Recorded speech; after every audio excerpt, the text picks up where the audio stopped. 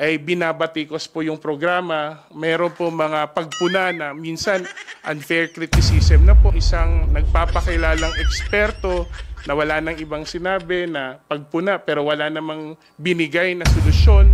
Nag-decide po kami to take a step back and to withdraw from the MOA. Kawalan ng maayos at matatag na pamunuan sa PhilHealth nitong nakaraang mga taon, lalong-lalo na nung panahon ng nakaraang administrasyon. So nakita natin at alam naman natin kanino nang gagaling ang leadership ang leadership direction sa mga ahensya ng national government ay yan pinanggagaling sa Pangulo nung nakaupo nun.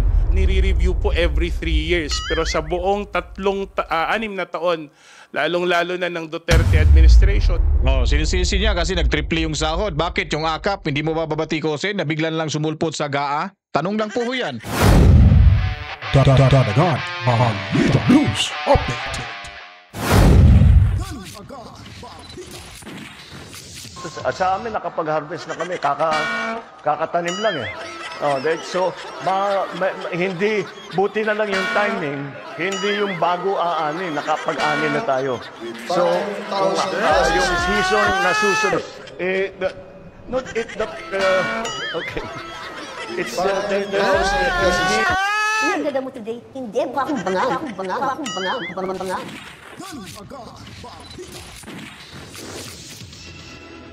Right, welcome back. Magandang buhay ho mga kabalitan. Kamusta ho ang lahat? Nasa magandang kalagayan ho ba kayo ngayon mga kabalitaan? Nangungumusta lang ho tayo kasi parang humihina tayo ngayon. Anyway, salamat ho sa panonood. I-like nyo na ho itong ating video at i-share nyo na po. Then mag-subscribe at pinutin ang notification bell para ho lagi tayong updated sa mga gaganapan sa ating lipunan. And of course, tayo po ay nakikiusap po sa inyo na huwag nyo pong i-skip itong ads na inyong mapapanood sa video dahil dyan lang ho tayo kumukuha ng lakas ng loob para at least may pagpatuloy ho natin yung ating serbisyo publiko sa paghahatid ho ng mga komprehensibo, totoo, kapani-paniwalang mga impormasyon at balitaan. At ngayon po naman mga kabitan, sa atin pong video ito, sa reaction video na ito ay medyo maganda ho yung pag-uusapan ho natin. Dahil alam nyo naman ho na talagang nagmumumbud ho ng pera itong si Tamba dyan sa mayabang kapulungan. Itong kanilang AKAP budget di umano. Ayon pa sa kanya ay justice, hindi ho charity. So mamaya ipapakita ho natin sa inyo kung ano po yung malaking problema ngayon sa ating bansa. Nako, lulubo talaga yung utang ng Pilipinas. At itong si Gulayat, Jude Sidre, yung Tingog Party List mga kabalitaan, nako po, sinisi niya po yung problema sa PhilHealth sa nakarang administrasyon. Administrasyon ni former President Rodrigo Roa Duterte sa kanilang panghihimasok na lalagda sana ng Memorandum of Agreement. Pero bandang huli ay umatras. Iyakin pala to si Gulayat mga kabalitaan. Itong si Jude Sidre ay talaga naman alam ang lahat eh. Talaga naman sila lang yung hawak sa budget eh. Kung hindi nagsasalita yung taong bayan, malamang yung hidden agenda dyan baka natuloy na. Ito'y totoo ba o hindi? Ay pagtatanong lamang ho yan na Jude Sidre. Anyway, bago po tayo magsisimula, tandaan nyo po, nandito ho, makikita at mapapanood nyo si Jude Sidre mga kabalitan sa Tingog Party List. Tandaan nyo po yung ibang pang mga aktibo ho sa WAD Committee hearing na makikita nyo sa video ito. Yung mga district representatives at party list representatives mga kabalitaan. Pakatitigan nyo ng husto, kilalanin nyo, kunin nyo yung pangalan, isulat sa papel, tandaan kung saang distrito ito para at least hindi kayo mawala sa darating na halalan next year po, midterm election 2025. Panoorin ang ating mga bida sa videong ito, kabalitaan.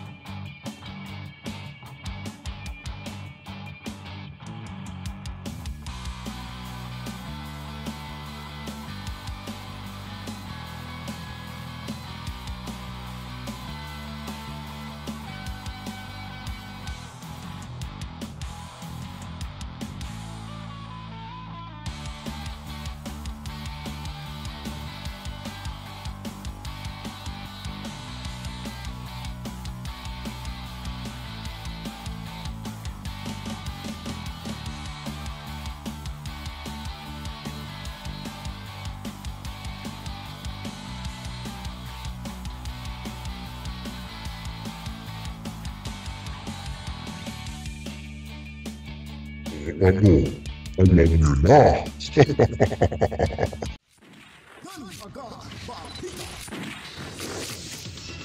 So kilala nyo na yung mga bida ho natin dyan sa mayabang kapulungan. Kayo na pong humusga, kayo na pong bahala. Kung kayo po yung magtatanong sa akin, no vote ho tayo dyan sa lahat ng mga pagmumuka na ating nakikita dyan sa video mga kabalitaan. Ngayon naman po ay hindi tayo magtatagal. Siguro talagang diretsyo na ho tayo sa ating paksa sa mga oras na ito mga kabalitaan. Mantakin nyo po mga kabalitaan, busy ho sila sa pagmumudmud ng pera, sa akap at kung ano-ano pa. So hindi pa sila nakontento nang himasok pa sa problema sa akap. Pero bago pa ho yan, hindi ho nila nabigyan yung ng subsidiya. No, hindi ibinigay yung subsidiya na 74 billion pesos sana sa PhilHealth. So hindi ho nila inisip na ika nga ni Grace po noo na kanilang tinuruan daw ng leksyon. Binigyan daw lang nila ng leksyon kaya hindi ho nila nabigyan ng subsidiya. Batas ho yan, di po ba? Kayo ay mambabatas, alam nyo din po yan.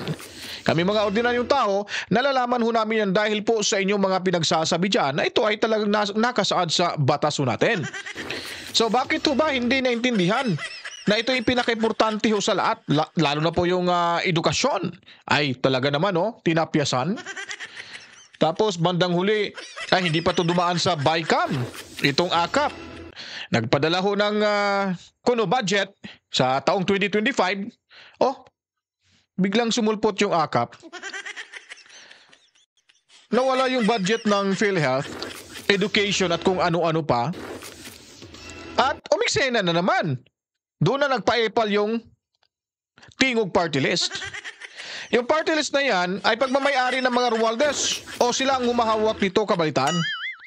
Sa dami-rami ho ng mga party list na dyan sa kamera, ba't yung tingog pa? Yung napili ho nila sanang manghimasok at lalagda ho ng Memorandum of Agreement. Ano po bang meron sa tingog party list na ho yan?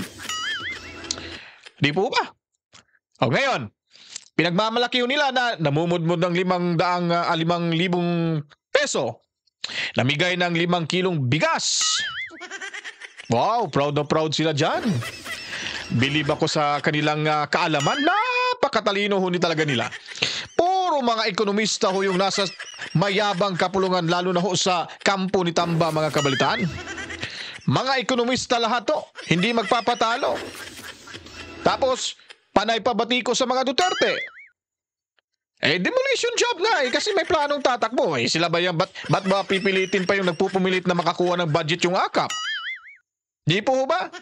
Ngayon, sinasabing it's justice di umano ang pagmumunod ng ayuda ho mula sa akap. Para hindi ba halata na yan ay kasama na sa pangangampanya? Yan lamang po ay pagtatanong ho natin.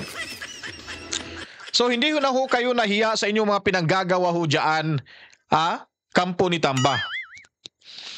Hindi na ba kayo nahiya na pinahihirapan nyo na ho yung taong bayan?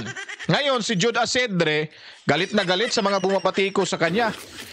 Hanggang ito'y umatras mga kabalitaan sa kanyang panghihimasok dyan sa PhilHealth.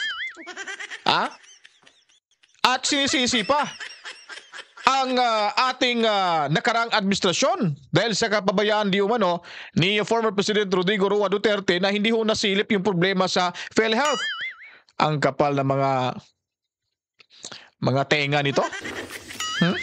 Ngayon ito, ipapakita ho natin sa inyo mga kabalitaan. Hindi ba kayo nahiya? Pinamimigay nyo yung pera? Pinamumudmud yung pera sa walang kwenta-kwenta? Makakatulong ba yung 5,000 sa naghihirap, naghihikaos na mga kababayan ho natin? Dapat may investment kayong ginawa ho dyan na makakatulong o di kaya pamuhunan para ho sa kanya, hindi lang 5,000 ho, kulang ho yan. Dito, pakapala na lang tayo ng mukha dito mga kabalitaan. Hiramin natin tong information na to mula kay MJ Kiambao Reyes.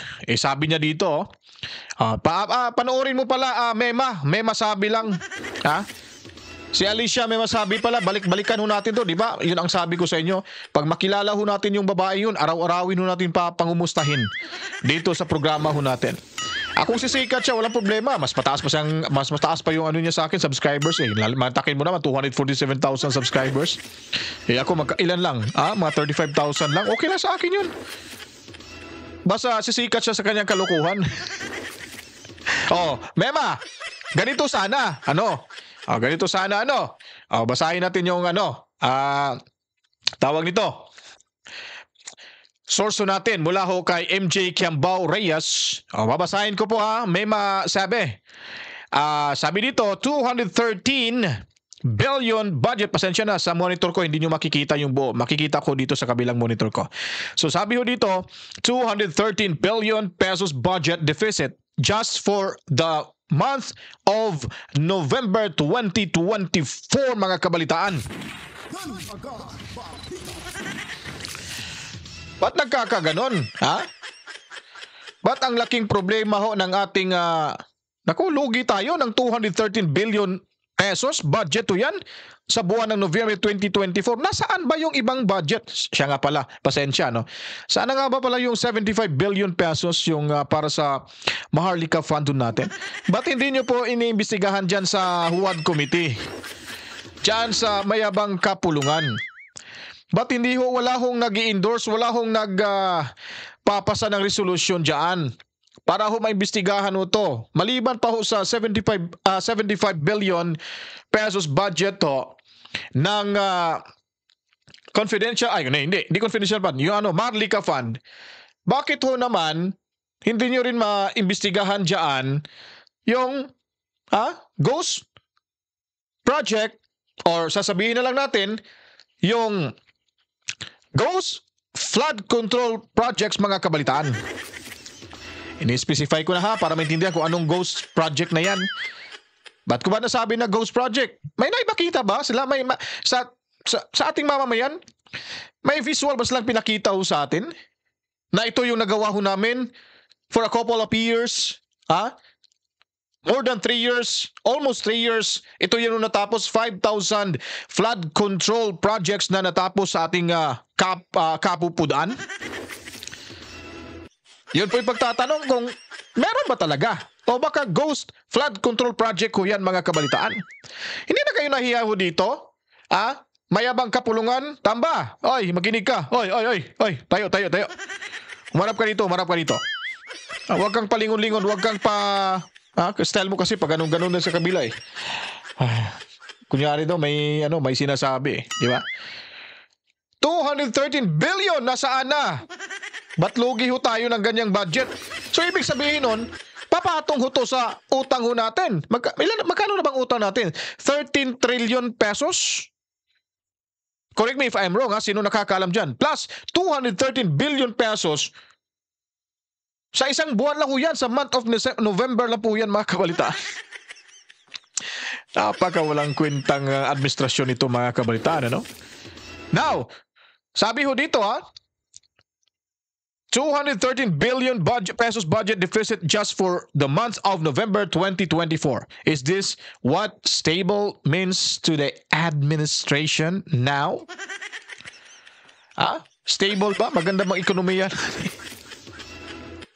May panawagan si MJ Kiambao dito.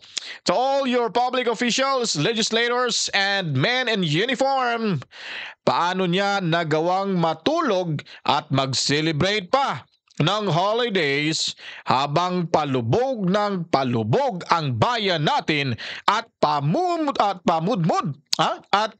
pa ng pera at pamudmud pa rin ng pamudmud. At pamudmud pa rin ng pamudmud ng ayuda in aid of election ang mga buwayang nais manatili sa posisyon, mga kabalitaan. Tingnan nyo, mula ito sa Inquirer.net, Philippines budget deficit at 213 billion pesos in November. Ay, ang kapal ng mukha. Kailan ba inilabas to? Nito lang Disyembre 26, bago ito, mga kabalitaan. Nitong buwan of December, kailan ba? 28. 2 days ago? Holy cam kayo dyan sa mga pinaggagawa nyo. Nasaan ba itong pera ngayon? Ha? Gusto nyo lumago yung ekonomiya natin. Gusto nyo magkaroon ng magandang pamumuhay yung mamamayang Pilipino, lalo na yung mga naghikaos na mga kababayan ho natin. Ba't dinadaan nyo sa pagmumudmud ng pera? Hindi ho yan nakakatulong, tamba. Mga aliporos dyan, Jod Asidre, huwag kang magmarunong dyan, hindi ka magaling.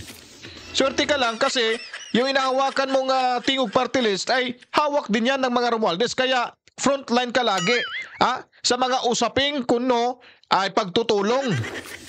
Jod Asidre, aka Gulayat. Ba't ko siya ba tinawag Gulayat? Siya matamang malaking tao di ba? Di ba naalala mo si David at Gulayat? Higanti yun, di ba? O mama, malaking mama. Siyempre, Gulayat din yung description ko sa kanya. Hindi na kayo nahiya dito? At itong si Asidre, nako, saan mo ba nilagay yung kapal ng mukha mo? Medyo makapal-kapal na rin yung pagmumukha mo Dinagdagan mo pa yung pagkakapal ng mukha mo. Sinisisi mo pa yung ating nakarang administrasyon. Bakit ba? Anong problema? Kayo lang pala ang marunong dyan? Ano bang prioridad ni Tatay Digong Duterte? At isa pa, kailangan nyo talagang trabahuin ho yan. Kasi, nasa posisyon ho kayo. Trabaho nyo po yan na busisiin lahat yung mga kabalastugan. Kung may makita kayong kabalastugan sa isang kagawaran, hindi yung nambusisi kayo sa walang ginagawang problema. Pinaparatangan nyo pa na nagnakaw yung presidente. Yung vice presidente rather. Ang lakas niyong bumatiko sa ating sa ating pangulo, pangalawang pangulo, lalo na sa mga Duterte. Alayso mga kabalitaan. Ginigipit nyo na, pinakokontempt nyo na, pinapakulong nyo na, kinakasuhan nyo na. Ngayon, sinisisi mo naman yung problema sa PhilHealth. Ngayon, kung hindi ka binatikos ng taong bayan, malamang yung hidden agenda ay talagang magagamit ho yun.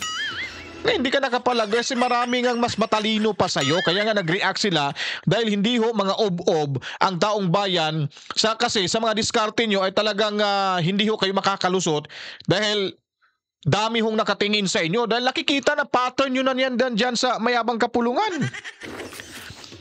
Pattern nyo na yan, nagagawa ng paraan, kuno gagawa ng batas para makakuha ng budget, kuno gagawa ng proyekto para mabigyan ng project, ang mabigyan ng budget. Ang tanong ho ba, may ano ba? May resibo ho ba yan? Kasi nagmamayabang si Tamba May resibo daw yung kanyang mga proyekto. Totoo, may resibo ba? Bigay mo nga yung resibo sa Maharlika Funds, 75 billion pesos. Ba't hindi ho kayo naghapol nun? Di ba? Biglang nawala, naglahong parang bula. Ba't hindi nyo hinabol yun? Napakalaking pera yun. Yung perang 129 million pesos confidential funds, hinabol-habol nyo? Pinaparatangan nyo si Nisara na nagnakaw? Kayo lang palang gumagawa dyan sa kalukuhan na yan?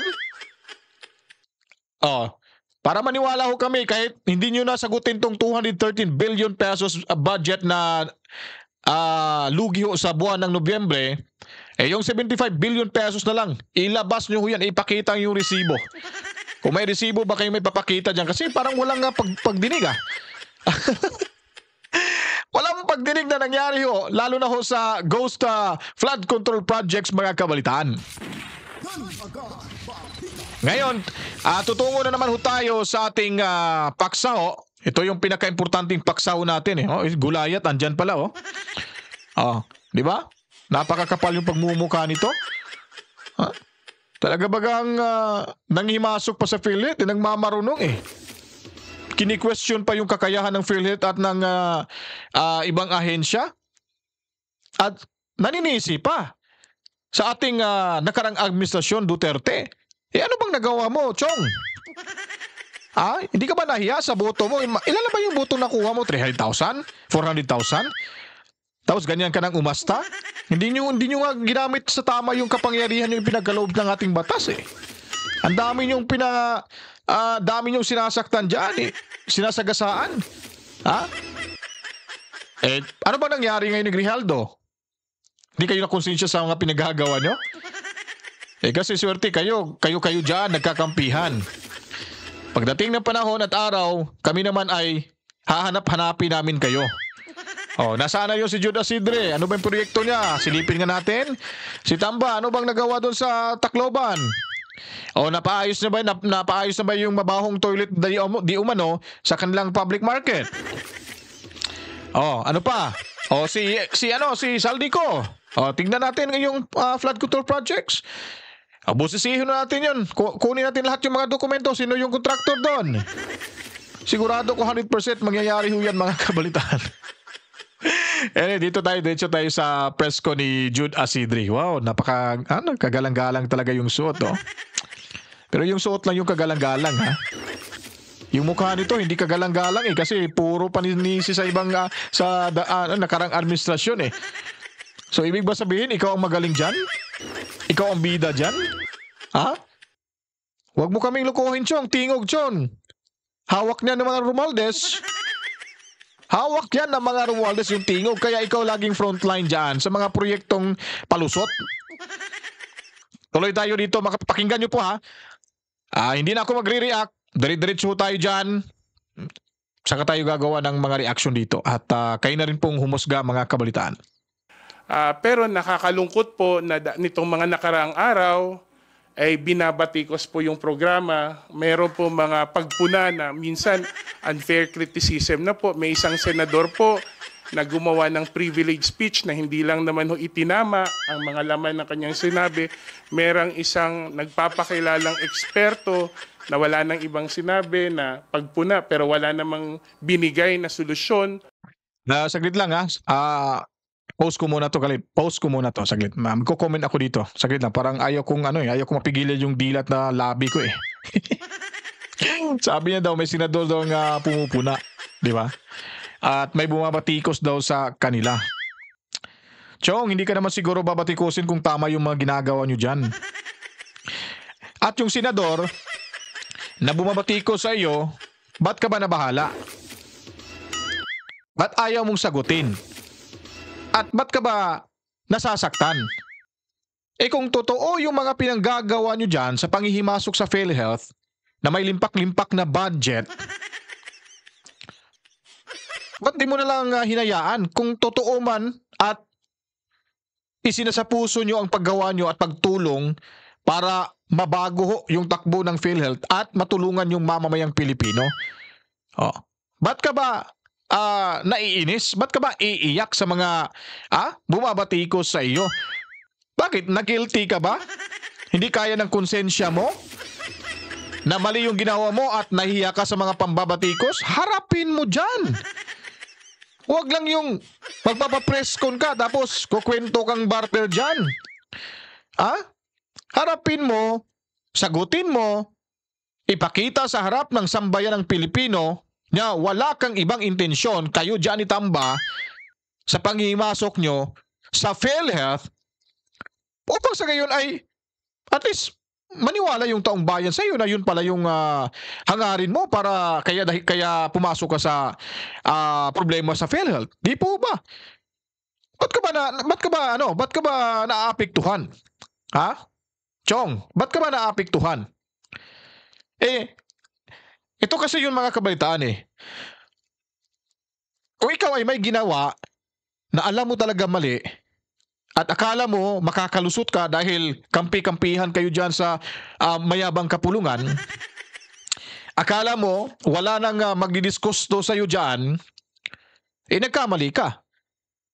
Kung totoo yung mapagtulong mo, totoo yung ginawa mo para sa PhilHealth, ay hindi ho sila mananaig. Ikaw ang mananaig.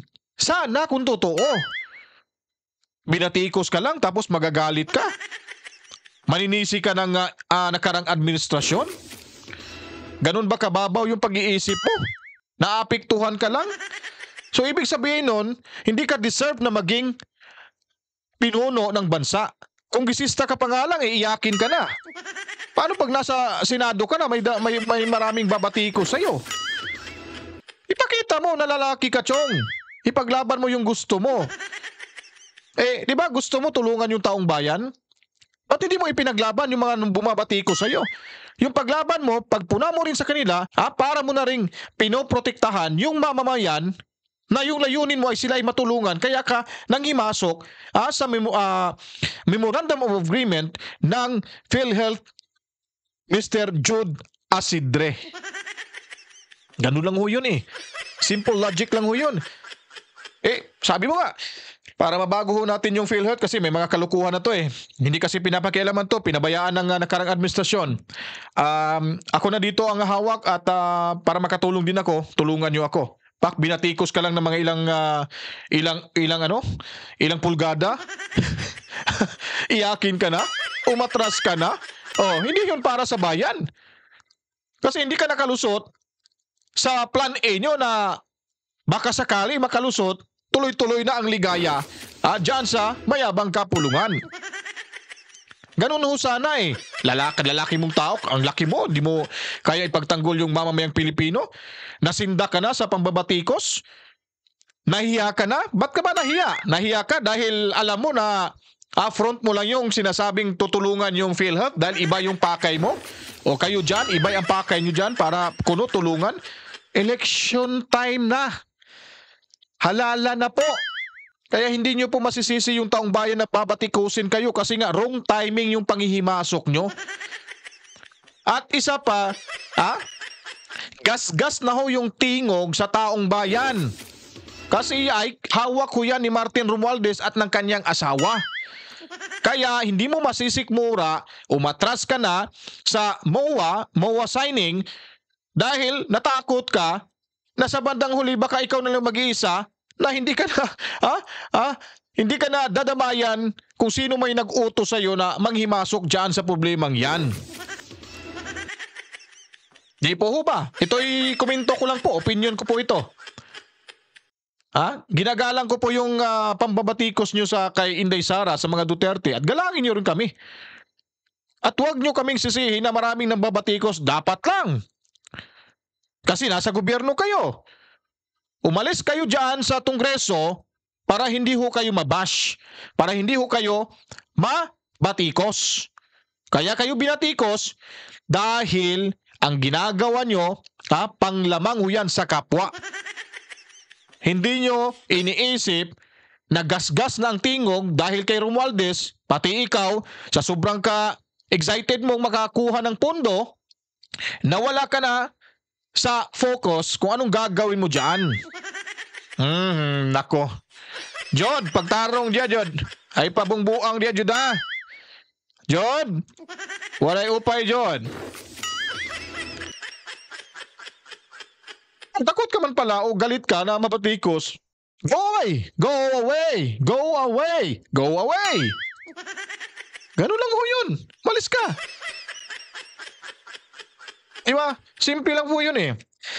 Kahit ilang libo pang mga tao, milyong mga tao bumabatiko sa iyo, kung totoo yung mga ginawa mo para sa PhilHealth, sinasa puso mo yan, walang bahid politika, hindi mansyado yung plano mo, hindi mamantsahan sa masamang plano, ba't hindi mo ipinagpatuloy? Dapat ipinaglaban mo yung taong bayan, para sa taong bayan yung gusto mo, di ba? Tingnan nyo tuloy.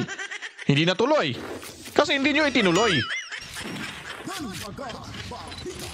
O alternatibo, nakita namin na hindi na makakatulong ang patuloy na partisipasyon ng tingog sa programang ito. Bagamat sinusuportahan pa rin namin ang inisyatibong tulungan ng ating mga LGU, kagabi po nagpulong po yung mga opisyal po ng Tingog Party List at nag-decide po kami to take a step back and to withdraw from the MOA.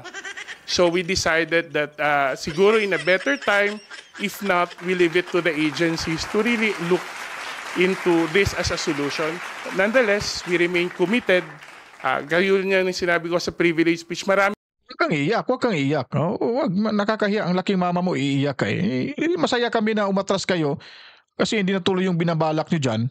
Di ba? Bravo, bravo, bravo! Kami namang paraan. Yun yung sinasabi ko. Pag gusto mong tumulong, marami palaging paraan. Yung mahilig maghanap ng pupunain, kahit anong gawin mo, may ipupuna.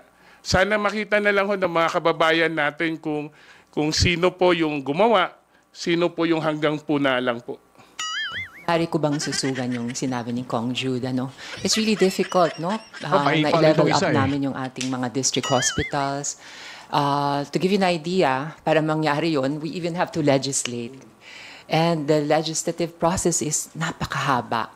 At kahit mapasa na ito sa batas, maghahanap ka pa ng pondo sa DOH, sisingit ka, makikiusap pa na i-prioritize ito.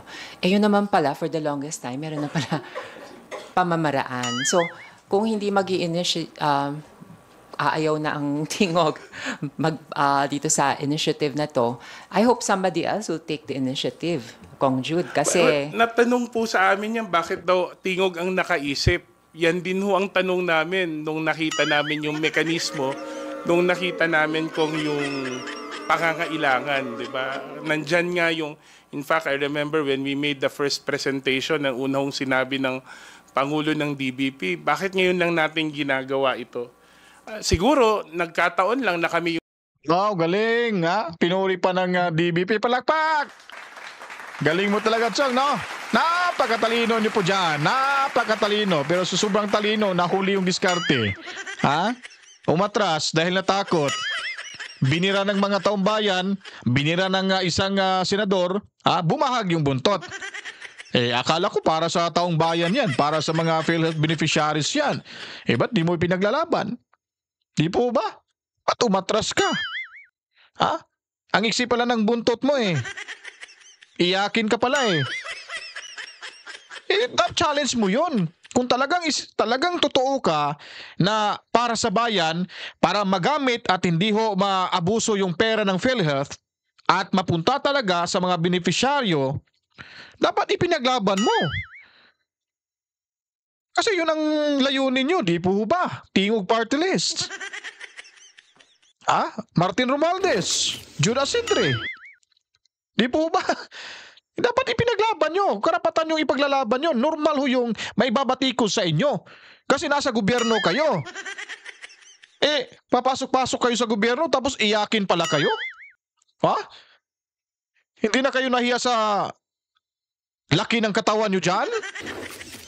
Hindi pala kayo marunong dumipinsa sa simpleng batikos? Sa simpleng pagtatanong? Sa dami-raming mga party list dyan, ba't tingog pa yung manghihimasok?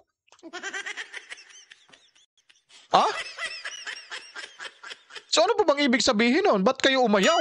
Ba't kayo umatras? Nagpapaano kayo? Nagpapabebe kayo?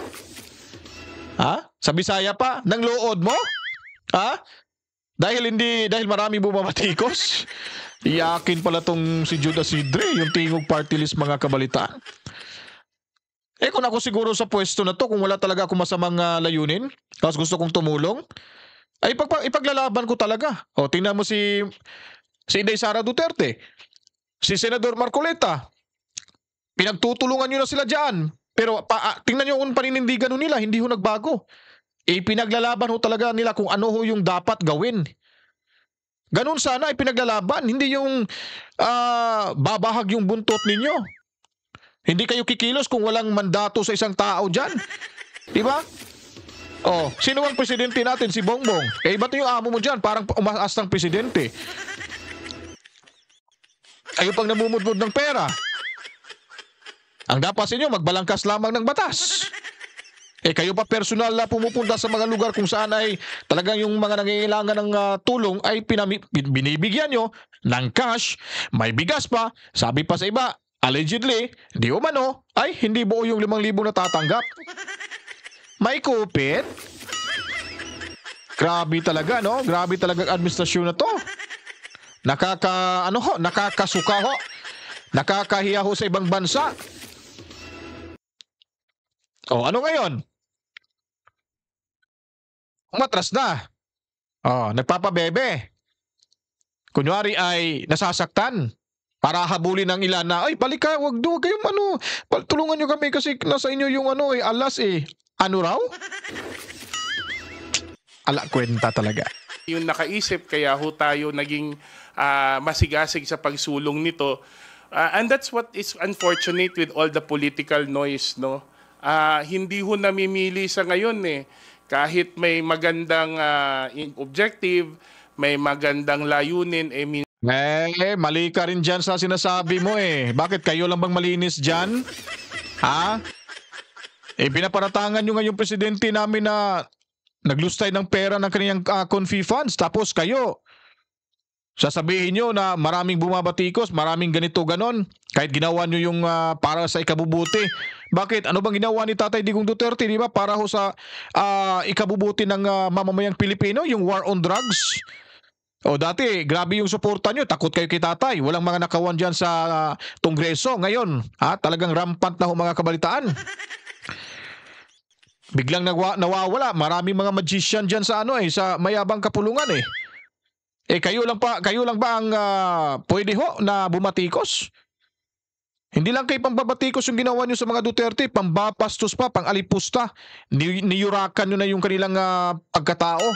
Binababoy nyo na dyan.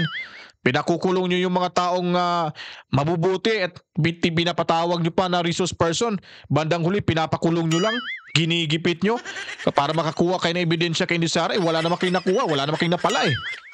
O ano bang nangyari sa impeachment ngayon? Sige nga, ipagmamayabang nyo nga sa amin at kayo ay totoo at seryoso sa impeachment na yan dahil tama yung ginawa nyo at may mga ebidensya kayo. Ha?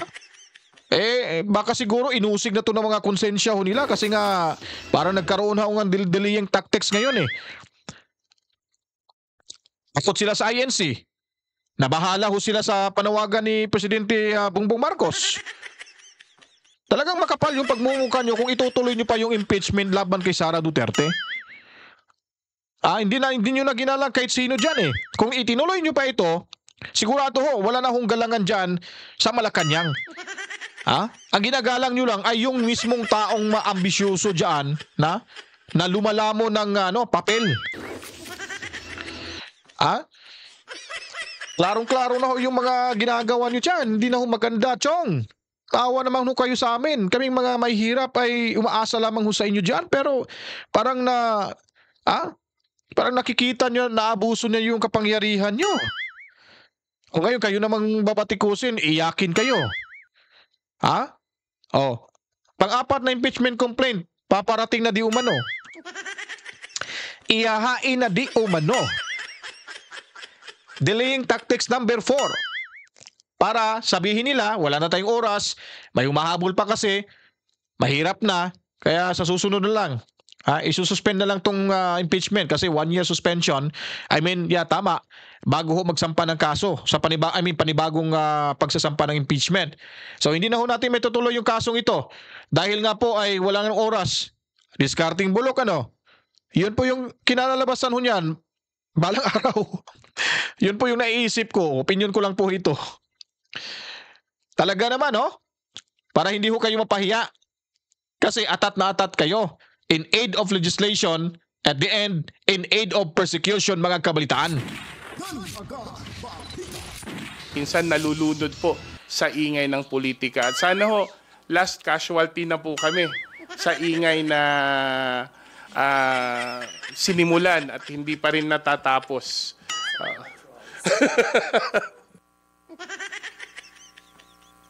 Ano ba Do you have tumawa si another Gulaya? follow-up, Kat? No more? Okay, thank you, Kat. You are acknowledged, Mela. Please proceed with your questions. Hi, good morning po mga Kong. Sundan ko lang dun sa naging paliwanag din ni Kong Asidre dun sa PhilHealth issue. Kahapon kasi humarap din po sa pagdinig ng Kamara yung mga opisyal ng PhilHealth and maraming ang na-discuss mula dun sa commitment na nakuha natin na ibababa nila yung contribution rates to yung hospital coverage i-expand din nila. Kayo po ba, kontento po kayo dun sa mga naging pahayag, paliwanag ng PhilHealth kahapon? At moving forward, gaano makakatulong itong mga natalakay kahapon sa ating mga kababayan?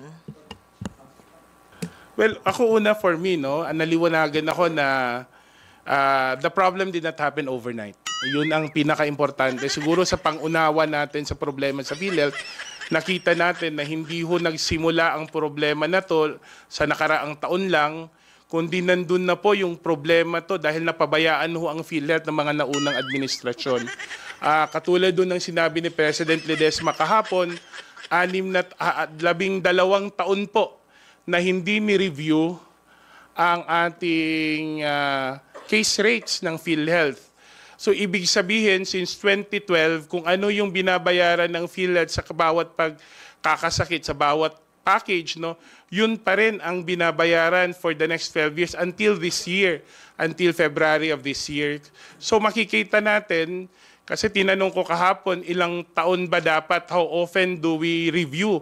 Dapat nire-review po every 3 years. Pero sa buong 6 na taon, lalong-lalo na ng Duterte administration, kasi po yung panahon na yun, nagkaroon ho tayo ng public health emergency, in fact, a global health emergency.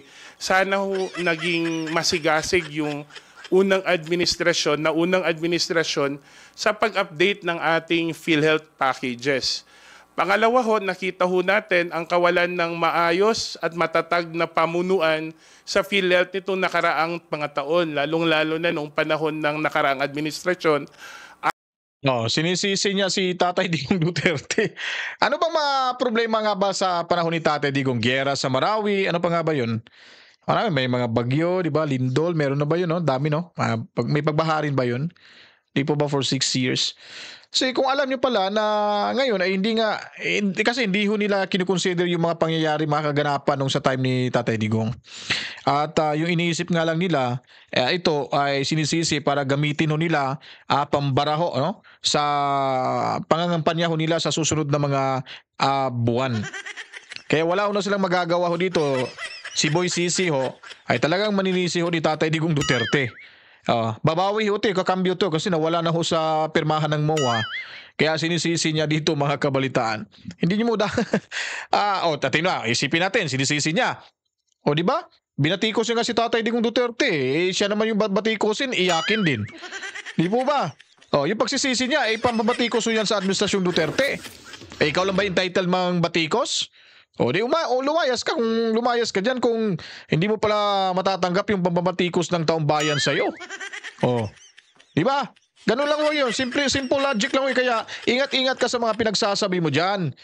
Kasi yung pinagsasabi mo ay ilalaban sa'yo, ha? Against ho yan sa'yo. Talagang magagamit ho namin yan. Kaya wag mong sisin yung taong bayan. Narinig mo ba na sinisisi ni Tatay Digong Duterte si Jijomar Binay? Ano bang sabi niya? Di ba? During that time, naswertehan nga kasi kasagsagan ng eleksyon. Doon nalaman na may mga tagong yaman pala itong si Jijomar Binay. Ano bang ginawa ho ni Duterte? Pag ako'y nanalo, wag na natin yung imbestigahan. Focus tayo, sisimulan natin yung bagong Pilipinas at tuloy ho tayo. Wala nang investigasyon na yan. Di po ba? Yun talaga ay makikita ho nila na may ebidensya talaga na siguro kung nanalo si Jijomar Binay, napakagulo din ng Pilipinas. Impeachment din yung kinalabasan, mga kapalitan. Pag manalo to si Tamba, impeachment din, babalik to sa kanya. Oo, tama ho yan. Pag na-impeach si Inday, pag nakaupo to, i-impeach din to. Diyan nalalabas yung paglilitis ng mga, lalo pag mananalo yung mga kalyado allies ni Duterte sa Kongreso. Naku po! Hindi natutulog ang Diyos. Hindi natutulog ang Diyos. Kanta ho yan ni Gary Valenciano. Tandaan niyo po yan. Tuloy tayo dito. 6 na taon po na nakaupo si Duterte, 6 din ang kanyang naging Pangulo ng PhilHealth. Katulad nung inexplain ni President Ledesma kahapon, napakahirap na magkakaroon ka ng isang presidente ng PhilHealth every year. So nakita natin at alam naman natin kanino nang gagaling ang leadership ang leadership direction sa mga ahensya ng national government ay yan pinanggagaling sa Pangulo nung nakaupo nun. At pangatlo po, may nakita ho ako nag-increase sa PhilHealth nung panahon nung Duterte administration. Nakita ko po tumaas ang sweldo ng mga executive officers ng PhilHealth. Nung panahon ng pandemya, imagine nyo po, yung benefits natin hindi lumaki, pero ang sweldo ng mga taga-PhilHealth na executive officers nag-triple po. Ako ang point ko lang po dito is, una, sana matuto tayo sa mga mali at pabayaan ng mga nakaraang administrasyon. Sinisisi niya kasi nag-triple yung sahod. Bakit yung AKAP, hindi mo ba babatikosin na biglan lang sumulpot sa GAA? Tanong lang po yan. Hindi dumaan sa BICAM mo yan, sir. Tapos humihingi pa kayo ng 26 billion budget, tinanggalan nyo pa yung subsidiya ng PhilHealth. Yan, hindi ba yung kakapalan ng mukha nyo dyan? Sweldo ng nakarang administrasyon sa PhilHealth ay talagang hinulukay ubi mo pa. Itong AKAP, ba't hindi mo to babatikusin? Biglang sumulpot. 26 billion pa ang hiningi. Tinanggalan ang PhilHealth para lang siya makakuha ng sila dyan ng 26 billion pesos. Pati yung DPWS, Dagang Project Y Human, nilagyan ng mahigit 200 billion pesos budget na hindi naman humingi ng budget para doon. Si Dre Jod, ba't nakalagay yun sa 2025 General Appropriations Act? Yung bilyon na yun para sa DPWH. Dagang Project Y Human. Yun po yung ibig sabihin ng mga Bisaya. Hindi yan Department of Public Works and Highways, Dagang Project Y Human. Kaya nga sabi ni President Bongbong matatapos na din yung 5,500 na flood control projects. Sino bang gumawa? Under saan ba yan? DPWH? Hindi na bali yan. Hindi na ako magtataka dyan. DPWH, Dagang Project Y Human. Tubo-tubo ang budget. Iyakin pala to si Uncle, iyakin ka pala, Uncle. At binabantayan po natin si President Ledesma na alam naman ho natin ang direksyon ng ating Pangulong Bongbong Marcos at pakikipagtulungan ng ating Speaker na ayusin ang PhilHealth. Nagpauna na po sila. Meron silang 30% adjustment ng case rates pero sinasabi ko kahapon, Sir, inflation adjustment pa lang ho yan. Kasi kung 12 years po tayong hindi nagtaas ng case rates, ibig sabihin, kung ang cost ng inflation every year is 3%, 36% na po ng case rates ang hindi po, ng inflation rate, 36%, halos nabawi lang natin yung inflation adjustment nung ating yung dinagdag natin na expansion. So we're looking forward to his commitment to, despite na walang subsidy, magkaroon ho ng case rate adjustment ulit. Di ba? Hindi ho nila binigyan ng subsidiya. Ngayon, parang litong-lito na sila kung anong gagawin para makabawi dyan sa PhilHealth. Kahit ano-ano na lang paraan na hinahanap po nila dyan. Kung binigay pat ng totoo itong subsidiya, hindi na sana sila magkakaproblema sa PhilHealth. Tingnan niyo po ewan ko ba, ba't hindi ho sila nakaisip nito? Mas lalo tuloy silang nasisira sa mata ng mamamayan yung kanilang pagtanggal ho ng subsidiya sa PhilHealth. Kung binigyan pa ho nila at alam na ho nilang may problema, kung yung PhilHealth ay talagang mapupuna ng taong bayan at ng ilang mga politiko na meron palang problema dyan sa PhilHealth, mabango, sila sana yung mabango dyan. Di po ba? Kasi nga kasupangan sa pera nga inaagaw yung budget ng ilang kagawaran tapos pag nagkakaproblema binabatikos iiyak. Kaya naman tong taong to. 50% next year. Malaking bagay po itong building ng efficiency sa PhilHealth kasi po kung makikita nyo sa PhilHealth hindi naman naging problema ang kawalan ng pondo. Hindi naging problema ang kawalan ng pera. Ang problema, nagkaroon ng dissatisfaction at frustration ng mga tao kasi hindi po nagre-reflect sa benepisyo nila yung perang binabayaran nila as premium. At nung nakita nila kung gaano karami ang pera pa na hinahawakan ng PhilHealth, nagtatanong ang taong bayan, nagtatanong ang Kongreso, anong gagawin nyo sa pera nyo? Tas ganito lang kaliit ang nakatanggap naming benepisyo, ganito kalaki naman ang binabayaran naming premium. Kaya magandang balikan. Diba? Sabi niya, marami daw dissatisfaction yung mga yung mga miyembro ng PhilHealth. Mas lalo na ngayon. Nawalan na ho ng subsidiya, tinanggalan nyo. Mas malaki yung dissatisfaction ng mamamayan sa inyo ngayon dahil yung kasupangan nyo dyan sa pera. Kung binigay nyo talaga yung subsidiya tapos ganun na yung problema, ay talagang babango kayo sa mata ng taong bayan. Tinutuloy, nadamay kayo sa problema sa PhilHealth. Yung taong bayan, galit sa PhilHealth. Sinakyan nyo yung kaububuhan dyan sa sino ba yung nagpapatakbo ng PhilHealth? Damay kayo. Parang sinabi na rin ni Mema Alicia na mabantot kayo.